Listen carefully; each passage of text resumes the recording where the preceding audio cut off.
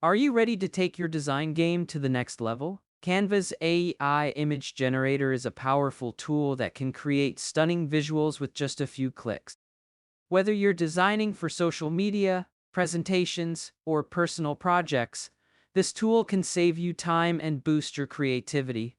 Let's explore how you can use it to effortlessly bring your ideas to life. First, head to the left-hand menu in Canva and scroll down until you see Magic Media. Click on it to open.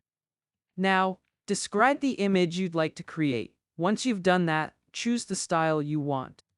For this example, I'm selecting a photo style and setting the dimensions to square. Next, click on Generate Image. Canva will start creating your images, and in just a few moments, you'll see the results. If you're not satisfied with the images, you can simply click Generate again to try a different variation. If you find one you like, just click on it, and it will be added to your project, ready for use. It's that easy.